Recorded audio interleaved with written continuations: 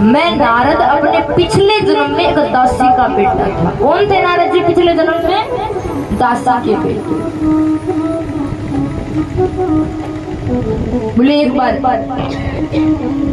हमारे गांव में कुछ संत आए, मेरी माँ संतों की सेवा करती, मैं भी साथ में सेवा किया करता। संतों के भोजन करने के बाद उनकी झुटन बच जाती, उसको खा लिया करता, जिससे मेरे सारे पाप नष्ट हो गए। समय आने पर जब वो संत जाने लगे तो मैं भी उनके पीछे पीछे जाने लगा।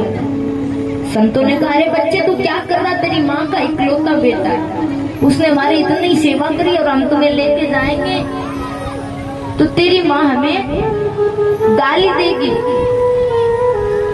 संतों ने नारद जी को मंत्र, चतुर्व्यूह मंत्र दिया कि इस मंत्र को जाप करो और एक दिन तुम्हें भगवान का दर्शन जरूर होगा। संत चले गए। उनके जाने के बाद नारद जी निरंतर जप करने लगे। अब देखिए नारद जी दिन भर माला लेके बैठे रहते, जप करते। अब उनकी माँ को डर लगने लगा, कहीं मेरा बेटा बाबा ना बन जाए।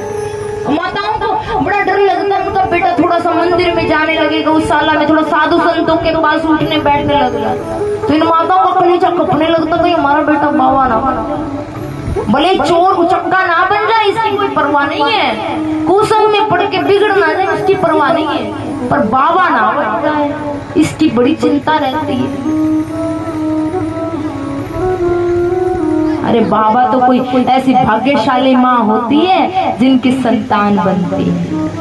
धन्य पूज्य स्वामी श्री दर्शन गिरी जी महाराज की माता, जिन्होंने ऐसे सपूत को जन्म दिया है। देखिए संत कोई ऊपर से नहीं टपकते, संत भी माँ के गर्भ से आते हैं। आज तक भगवान के जितने भी अवतार हुए हैं वो सब माताओं के तो गर्भ से हुए हैं। एक माँ में इतना सामर्थ्य है, वो चाहे तो भगवान तक को बड़े बड़े क्रांतिकारी चंद्रशेखर आजाद, भगत सिंह, सुखदेव जैसे क्रांतिकारियों को जन्म देने वाली, उनको शिक्षा देने वाली उनकी गुरु उनकी माँ। तो नारद जी की माँ घबराने लगी, कहीं मेरा बेटा बाबा ना बन जाए, जल्दी से ब्याह करवा। नारद जी घबराने लगे, अभी तो माता जी का इंतजार, फिर देवी जी के टपकने तक इंतजार करना पड़ेगा। भगवान की प्रेरणा से एक दिन उनकी माँ को सांप लड़ गया, वो मर गई। नारद जी वहां से उत्तर दिशा की ओर निकलते, स्नान करके भगवान के ध्यान में बैठे, उनको भगवान का दर्शन होता है। फिर वो छवि भगवान के अंतर्ध्यान हो गई। उसी समय उनके कान में आवाज आती है कि आप अभी परिपक्व नहीं हुई, यानी पूर्ण आपकी तपस्या नहीं हुई। ये तो संतों के वाक्य को सत्य करने के लिए हमने दर्शन दिया है। और भगवान ने कहा कि आप अगले जन्म में हमारे पार्षद बनोगे। तो नारद जी अपना पूर्व शरीर छोड़ के अगले जन्म में भगवान के परम भक्त नारद बने। तो नारद जी ने कहा भगवान के नाम का, लीला का ऐसा प्रभाव है। नारद जी के जाने के बाद व्यास जी सम्याप्रास नामक आश्रम में समाधि में बैठकर परमहंसों की संहिता भागवत महापुराण की रचना करते हैं। देखिए व्यास जी ने भागवत अपने मुख से बोली है, गाई है, और श्री गणेश जी महाराज ने उसको जल्दी जल्दी लिखा। ये 18,000 श्लोकों की भागवत व्यास जी ने ये भागवत कथा किसको सुनाई बताइए? कल भी बताया था, हैं? पता है तो जोर से बोल के बताया करो, यहाँ गलत हो जाएगा तो कोई आपको डंडा पीटने मास्टर थोड़ी आएगा, अपना ही काम है। बोलो राधे राधे। बस आप थोड़ी हिम्मत किया करो, फिर मुझे भी खुशी मिलती है, हैं? कल बताया था किसको सुनाई ये कथा, अब मैंने थोड़ा सा इशारा भी कर दिया। सुखदेव मुनि महाराज को सुनाई। और सुखदेव मुनि महाराज ने ये भागवत किसको सुनाई? पांडवों के पोते राजा परीक्षित जी को सुनाई। तो ये राजा परीक्षित जी के जन्म के बारे में कथा थी कि परीक्षित जी को ये कथा क्यों सुनाई। तो यहाँ से महाभारत की कथा आरंभ होती है। बोलो राधे राधे, जोर से बोलो।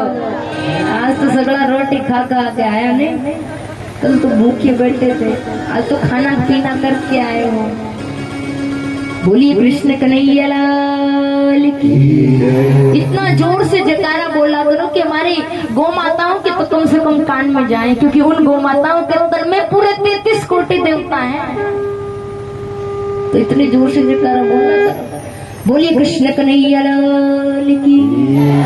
बोलो गौ माता की। बोलो महाकालेश्वर धाम की। महाभारत का युद्ध अपनी अंतिम स्थिति में था। पांडवों की जीत हो गई, कौरवों की हार। कौरवों में दुर्योधन, जिसकी जंघा, जिसकी जांघ भीम ने अपनी गदा से तोड़ डाली थी। दुर्योधन कुरुक्षेत्र की भूमि में पड़ा पड़ा अपनी मृत्यु की अंतिम सांसें गिन रहा था। बेटा, बच्चे अच्छे बच्चे हो ना, चुप हो जाओ, शोर नहीं करते। इन बच्चों को शांति से बिठाओ, शोर नहीं करते बेटा। अच्छे बच्चे हो ना तुम। बहुत सियाने बेटे हैं यहाँ के, बहुत सियाने बच्चे। देखो तुम टीवी पे जा रहे हो, मोबाइल में टीवी में चल रहा है, तो सब देखेंगे कितने बदमाश बच्चे हैं। तो इसलिए बदमाशी मत करो, तुम्हारे स्कूल के टीचर भी देखेंगे। ये मोबाइल ये सब जगह जा रहा है। यहाँ पे जो रिकॉर्ड हो रहा है ना, देखो 2-2 कैमरे लगे हैं, 2 जगह रिकॉर्ड हो रहा है। तो यहाँ पे फिर सबको पता लगेगा कौन कथा सुन रहा है, कौन सो रहा है, कौन बातें कर रहा है। बोलो राधे राधे, प्यार से बोलो, जरा जोर से बोलो। तो दुर्योधन कुरुक्षेत्र की भूमि में पड़ा अपनी मृत्यु की अंतिम सांस गिन रहा है। उसी समय दुर्योधन का मित्र अश्वत्थामा वहां पर आता। अश्वत्थामा कहता, मित्र, मैंने तेरा नमक खाया है, तेरी कोई अंतिम इच्छा है तो मुझे बता। क्योंकि कहा ना भाई, मरने वाले की अगर अंतिम इच्छा पूरी कर दी जाए तो मरने वाला चैन से मरता है कि नहीं। तभी तो कोई मरने वाला हो तो उससे पूछते हैं, दादाजी थारी कोई अंतिम इच्छा तो बताओ। पूछते हैं ना कि अंतिम इच्छा पूछ ली जाए, पूर्ण कर दे तो फिर टपकने वाला जल्दी जाता है। वो गांव में बुढ़िया थी, बुढ़िया के प्राण नहीं निकल रहे। बेटे पंडित जी के पास पहुंचे, पंडित जी, हमारी माँ के प्राण नहीं निकल रहे, 100 से ऊपर की हो गई। पंडित जी ने कहा, आपकी माँ को क्या पसंद है? बोलो कढ़ी, कढ़ी खिलाओ। घर पे आए, अपनी बहुओं से कहा, बढ़िया चकाचक बढ़िया मेथी डाल के खुशबूदार कढ़ी बनाओ। बढ़िया कढ़ी बनाई। बूढ़ी अम्मा ने वो कढ़ी खाई। कढ़ी खाते ही बूढ़ी अम्मा सवेरे से भैया कहने का मतलब प्राण कढ़ी में अटक जाए या कहाँ अटक जाए कुछ कह नहीं। जरूरी नहीं है, घबराना मत। कहीं कढ़ी खाने वाले सबके लिए बात नहीं है, ये तो अंतिम इच्छा की बात है। ऐसे तो कढ़ी सबको ही पसंद होती है, हमें भी पसंद, आपको भी पसंद। ये बूढ़ा जो होते ना, मरने वाले होते, जिनके प्राण नहीं निकलते, तो पूछते ना भाई अंतिम इच्छा क्या है। तो दुर्योधन ने कहा कि मेरी अंतिम इच्छा यही है, हम कौरव, कितने थे कौरव? 5 कौरव, मुंडी लाओ। कितने थे कौरव? 100। कि हम कौरव 100 थे, हम में एक भी नहीं रहा। और पांडव कुल 5 थे, उन 5 में से एक का भी बाल बांका नहीं हुआ। अरे मित्र, अगर तुम 5 पांडवों में एक का भी सर काट के ले आओ तो मैं चैन से मरूंगा। अश्वत्थामा दुर्योधन को आश्वासन देकर वहां से चलता है। रात के अंधेरे में अश्वत्थामा हाथ में तलवार लेके पांडवों के शिविर की तरफ गया। भगवान तो अंतर्यामी, उन्हें सब ज्ञात है। श्री कृष्ण भगवान अर्जुन के पास गए और कहा कि देखो, जीत की रात्रि यानी विजय की रात्रि, खुशी की रात सोना नहीं चाहिए, भजन करना चाहिए। श्री कृष्ण भगवान 5 पांडवों को अपने साथ अपने शिविर में ले गए। पांडवों की खाली पड़ी जगह पे उनके स्थान पर 5 पांडवों के, द्रौपदी के 5 बेटे, जो देखने में बिल्कुल पांडवों की तरह लगे, वो पांचों सो गए। अंधेरे में अश्वत्थामा अंदर आया और द्रौपदी के सोए हुए 5 बेटों को 5 पांडव समझ करके पांचों का सर काटा। जब इंसान कोई नीच कर्म करता है, उसकी आत्मा उसको धिक्कारती है, हमारे अंदर से आवाज आती है। जब हम कोई गलत काम करने जाते हैं, हमारी आत्मा कहती है तुम ऐसा मत करो, ये मत करो, ये ठीक नहीं। किंतु जब हम अपनी आत्मा की नहीं सुनते हैं, वो गलत काम करते हैं, हमारी आत्मा उसी समय मर जाती है। महाराज, शरीर मरना बड़ी बात नहीं।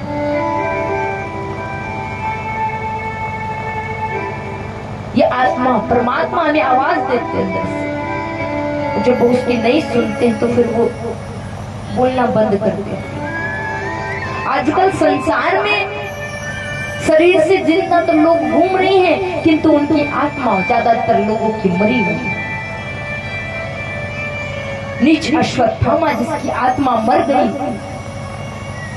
ऐसा दुष्कृत्य करके वो पांचों पांडवों के बेटों का सर लेकर रणभूमि में आता है। दूर से कहता है, देख मित्र, मैं पांचों पांडवों का सर ले आया। दुर्योधन खुश होता, रे वाह अश्वत्थामा, तुम कहाँ थे इतने दिनों तक? जो काम हम अब तक नहीं कर पाए, इसके लिए हम 100 भाई सबको कुर्बान होना पड़ा, इतने वीर योद्धा मारे गए, अरे तुमने तो एक पल में कर दिखाया। दुर्योधन खुश हो गया, लेकिन जैसे ही उन सिरों को अश्वत्थामा नजदीक लेके आया, दुर्योधन ने ध्यान से देखा, अरे ये तो पांडवों के नहीं, अभी तो पांडवों के बेटों के सर। दुर्योधन कहने लगा, अरे मूर्ख, तुमने ये क्या कर दिया? तुमने तो पूरे कुल में, हमारे कुल में कोई पानी देने वाला, पिंड देने वाला तक नहीं छोड़ा। ऐसा कहकर दुर्योधन के उसी समय प्राण निकल जाते हैं। अश्वत्थामा समझ गया कि पांडव जिंदा है, अब तेरे को छोड़ेंगे नहीं। अश्वत्थामा भागता। सुबह होती है, द्रौपदी देखती है कि पांडवों के शिविर से खून की धारा बह रही है। चीखती चिल्लाती द्रौपदी पांडवों के शिविर में जाती है, तो वो माँ क्या देखती है? जिस माँ के मात्र 5 बेटे, और उन 5 का सिर एक साथ किसी दुष्ट ने, किसी आगताई ने काट डाला। द्रौपदी चीखती है, चिल्लाती है, चिंगाड़ बढ़ती है। उसी समय 5 पांडव दौड़ के आते हैं। अर्जुन ने कहा, हे द्रौपदी तू रो मत, जिस भी नीच ने ये दुष्कर्म किया है, उसका सर काट के तेरे चरणों में चढ़ाऊंगा, तब तेरे आंसू पोंछूंगा। श्री कृष्ण भगवान को साथी बनाकर अर्जुन ने अश्वत्थामा के पीछे रथ लगाया। अंत में अश्वत्थामा को रस्सी से बांधकर घसीटते हुए शिविर में लेके आते हैं। लेकिन द्रौपदी ने देखा अश्वत्थामा को पशु की भांति घसीट के लाया जा रहा है। द्रौपदी जोर से चिल्लाती है, चीखती, मुच्यता मुच्यता में ब्राह्मणों ने तेरा गुरु। इन्हें छोड़ दो, इन्हें छोड़ दो, ये ब्राह्मण है, गुरु है, पूजन। देखिए, आज के दिन संसार में द्रौपदी जैसी नारी कोई नहीं हो सकती। देखो द्रौपदी का हृदय देखो कितना बड़ा है। पता है इसने मेरे 5 बेटों को मारा है, लेकिन फिर भी वो कह रही है इन्हें छोड़ दो। द्रौपदी जैसी दया की मूर्ति, ममता की मूर्ति संसार में नहीं हो सकती। अर्जुन कहता है, द्रौपदी तू पागल हो गई, तू कहती छोड़ दो। अरे इसने तेरे 5 बेटों को बिना कारण मारा है। द्रौपदी कहती है,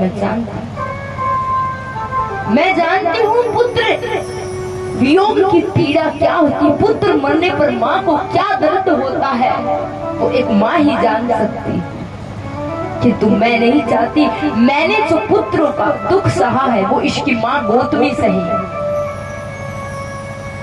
मुझे कम से कम आप मेरे 5 पतियों को का तो आश्रय है, इसके तो पति भी नहीं है, तो बेटे के सहारे जिंदा है। द्रौपदी की बात युधिष्ठिर सहमत हो जाते कि भाई अश्वत्थामा को छोड़ दो। भीम को गुस्सा आया, गदा उठाई, अरे भले आप छोड़ दो पर मैं इसको छोड़ने वाला नहीं हूं। भगवान कृष्ण ने भीम को रोका, अर्जुन से कहा, देखो अर्जुन, तुम क्षत्रिय हो, तुमने प्रतिज्ञा करी थी कि मैं उस नीच आतताई का सर काट के लाऊंगा तब तेरे आंसू पोंछूंगा।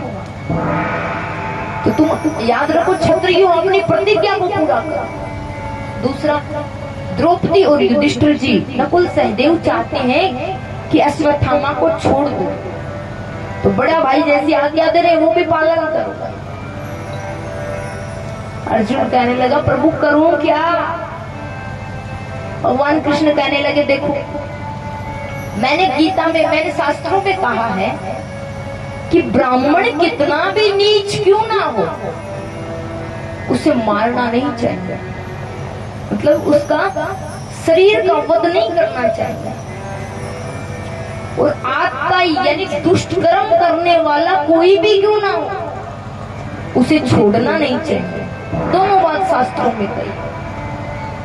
अर्जुन हाथ जोड़ के बोला, जय हो भगवान, टेढ़ी टांग वाला कभी सीधी बात करने जानता ही नहीं है, हमेशा टेढ़ी बात। एक तरफ कह रहा ब्राह्मण का वध नहीं और करना चाहिए, दूसरी तरफ कह रहा आत्मा ही छोड़ना नहीं चाहिए। पर अर्जुन किसी कच्चे गुरु का चेला नहीं था, पक्के गुरु का चेला था। अच्छा, अर्जुन किसका चेला था बताइए जरा? किसका चेला था अर्जुन? गीता ज्ञान किससे लिया अर्जुन ने? हैं? बोल लिया करो, थोड़ा जोरों आपस में बातें करो, जब तो घनी जोर करो। किस बताइए, अर्जुन को गीता का ज्ञान किसने दिया? हैं? कृष्ण भगवान। कहां पर दिया? कुरुक्षेत्र रणभूमि में। अच्छा, गीता के अंदर कितने श्लोक है कुल? हैं? गोल बटोल, सब गोल बटोल है, 700 श्लोक है। यहाँ पे एक से एक संत कहते हैं, भैया जीवन में कुछ अध्ययन करो ना करो, गीता जरूर पढ़ो।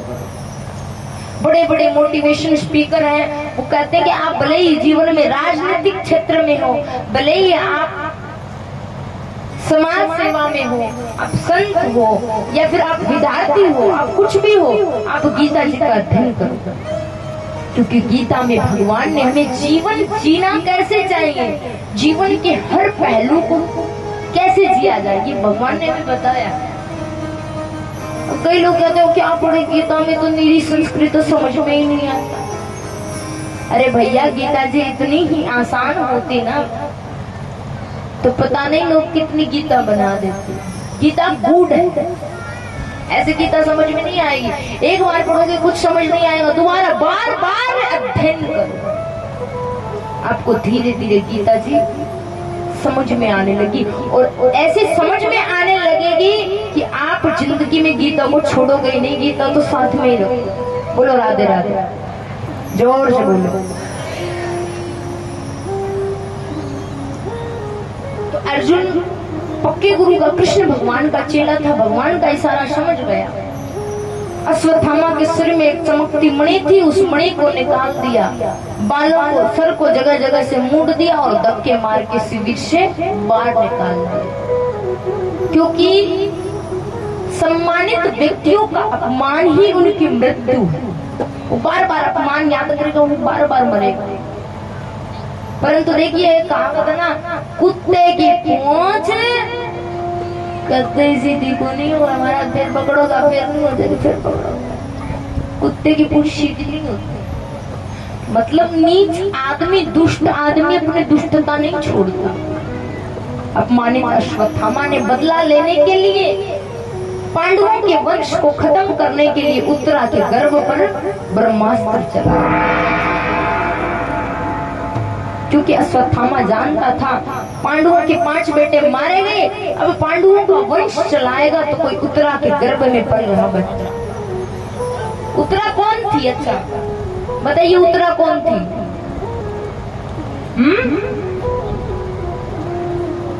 5 पांडवों में अर्जुन, अर्जुन की पत्नी सुभद्रा, श्री कृष्ण भगवान की बहन। सुभद्रा का बेटा हुआ अभिमन्यु, और अभिमन्यु की पत्नी का नाम था उत्तरा। अभिमन्यु जिस समय कुरुक्षेत्र के युद्ध में वीर गति को प्राप्त हुआ तब उत्तरा गर्भवती थी, तो इस कारण वो सती ना हो सकी। अश्वत्थामा ने उत्तरा के गर्भ पर ब्रह्मास्त्र चलाया। दौड़ी दौड़ी उत्तरा भगवान के चरणों में आती है, पाही पाही महायोगी देव देव जगत्पते नान्यं तव भयं वसे यद्मृत्युः परस्परम्। प्रभु रक्षा करो, त्राहि मां। भगवान कृष्ण ने अपनी शक्ति से छोटा रूप बनाया, उत्तरा के गर्भ में प्रवेश कर उस बालक की रक्षा कर। उसके बाद भगवान उत्तरा के गर्भ से बाहर आए और अब भगवान कृष्ण द्वारिका जाने के लिए रथ में चढ़ने लगे। उसी समय कुंती दौड़कर आती और कृष्ण भगवान के चरणों में हाथ जोड़ती, कृष्णाय वासुदेवा देवकी नंदनाय च नंद गोप कुमाराय गोविंदाय नमो नमः। हे प्रभु, मैं आपके चरणों में प्रणाम करती हूँ। अब एक बात बताइए, नाते से कुंती कन्हैया की क्या लगती थी? बताओ, कुंती क्या लगती थी कन्हैया? हैं? बुआ जी लगती थी, बुआ जी। क्योंकि कुंती वसुदेव जी की बहन है। तो कन्हैया कहने लगा, अरे बुआ जी पावनी हो गई का? ये क्या कर रही हो? अरे प्रणाम तो मुझे करना चाहिए, आपका भतीजा हूँ, आपके बेटे समान। कुंती कहती, आज आप कुछ नहीं बोलोगे, चुपचाप सुनोगे, क्योंकि आज तक मैंने आपकी भगवत्ता को बहुत बार जाना और जैसे बोलने की कोशिश करी, आप बुआ बुआ करके माया का पर्दा मेरी आंखों के सामने लगा दिया। मैं समझ गई आप किसी के बेटे नहीं, आप तो इस जगत के पिता हैं। प्रभु, मैं आपसे कुछ मांगना चाहता हूँ। अच्छा, भगवान आपके सामने प्रकट हो जाएंगे, मांगो बच्चे, खुश हो, क्या मांगोगे आप? क्या पता भगवान जी यहाँ पर आप मांगो पूरी कर दे, भागवत जी, गौ माता जी।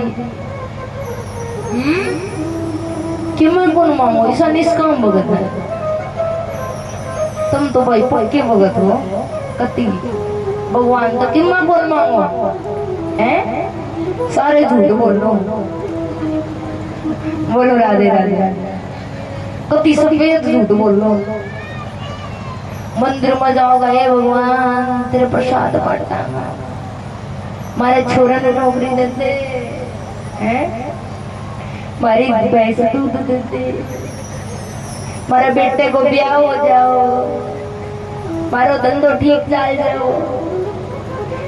और कहीं तो मंदिर में जाके कहेंगे, हे भगवान माने बेननी ऐसी दियो, मारे बुढ़ापे में सेवा करे। अभी मांगते हो ऐसा? मांगते हो आप? ये मांगते हो तो आप बहुत गलत मांगते हो, आपको मांगना ही नहीं आता। आपने हे भगवान बीननी ऐसे दियो कि बहू ऐसे दियो, बुढ़ापे में सेवा करे। आपने 2 चीज मांगी, एक तो भगवान से बुढ़ापा मांग लिया, दूसरा सेवा करियो। सेवा तो मरीज की जाती है, जो बीमार हो। आपने बीमारी मांगी। भगवान से ऐसा कहो कि भगवान मुझे हमेशा स्वस्थ रखो, मुझे मैं लोगों की सेवा करूं, मुझे किसी की सेवा करवाने की जरूरी ना।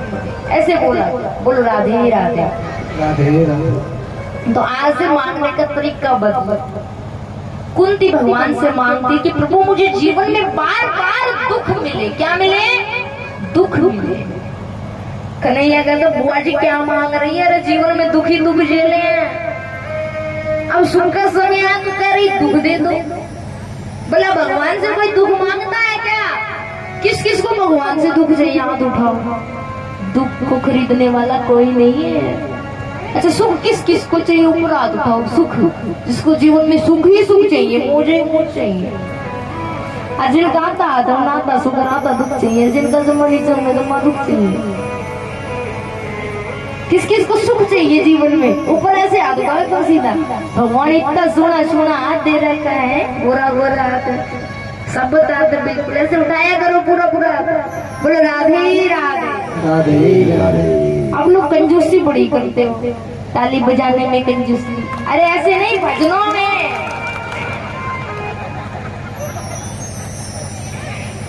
कुछ बोलना हो तो जब बोलने की जरूरी हो तब बोलते नहीं हो, तब कंजूसी दिखाओगे। और जब नहीं बोलना तो बोलोगे। बोलो राधे राधे। हाँ तो अपन कहाँ थे? ढाणी वारण में। कुंती कहती प्रभु मुझे दुख चाहिए। भगवान कहते क्या मांग रही हो? ये दुखी झेले हैं जीवन में। कुंती कहती प्रभु जब तक सुख थे आप हमारे, जब तक दुख के दिन थे आप हमारे साथ थे। जैसे ही सुख आया आप हमें छोड़ के जा रहे हो। सुख के माथे सील पड़े जो दिन नाम बुलाए, और बलिहारी वह दुख की जो पल पल नाम रटाए। कि वो दुख दुख नहीं है जिसमें भगवान याद रहे, और वो सुख वास्तव में कोई सुख नहीं जिसमें हम भगवान को भूल जाए। आज तक कुंती ने जो भगवान से मांगा वो आज तक कभी किसी ने नहीं मांगा। भगवान देखिए, भगवान का नाम तो आनंद कंद है, उनके भंडार में दुख है ही नहीं। तो कुंती से कहते बुआ जी मैंने आपको अपने आप को ही दे दिया, इसलिए आज से आप जब भी मुझे याद करो कि मैं हाजिर हो जाऊंगा। देखिए अगर भगवान आपको भी जीवन में दुख दे, तकलीफ दे तो घबराओ मत। एक बात बताओ, मैंने आज सुबह देखा जब मैं आ रही यहाँ नहर पे मैया कपड़े धो रही थी, उन कपड़ों को ऐसे लकड़ी लेके डंडा से उन कपड़ों को पीट रही थी। क्या कपड़े फाड़ने के लिए पीट रही थी? अब बताओ आया ना है? क्या बोलो? थापी मारेगी तो कपड़े फाड़ने के लिए थापी लगा रही थी क्या?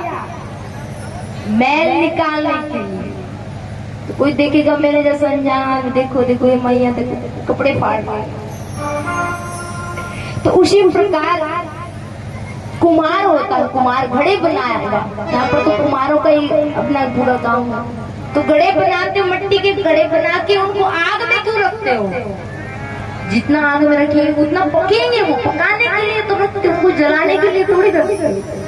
तो उसी प्रकार हमारे जीवन में भगवान दुख हमें एकदम पक्का करने के लिए दुख देते हैं। हम सुख में तो करते यो भी मेरो, सुख में हमारे सब रिश्तेदार साथी बन जाए, अड़ोसी पड़ोसी। लेकिन जब दुख आएगा ना सब दूर भागने लग जाएंगे। पता नहीं क्या मांग ले, क्या काम बोलेगा। तो ये गलत बात। सुख में साथ देना कोई बड़ी बात नहीं है। भले आप किसी के सुख में खड़े हो या मत, किंतु दुख की घड़ी में आप जरूर उसके साथ खड़े हो।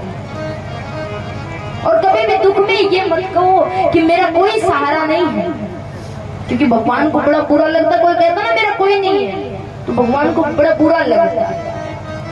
जिसका कोई नहीं, भगवान का एक नाम है जगन्नाथ। बोलो जगन्नाथ। जगन्नाथ मतलब पूरे जगत का नाथ है, पूरे संसार का स्वामी वो भगवान। भगवान कहता मैं सबका हूं।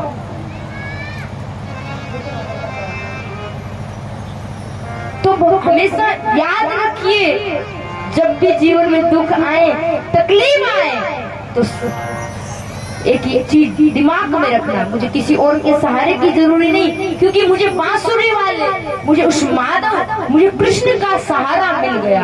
और ये सहारा मिल गया ना महाराज, तो और सहारों की आपको जरूरी नहीं है। क्या कहना है आपको?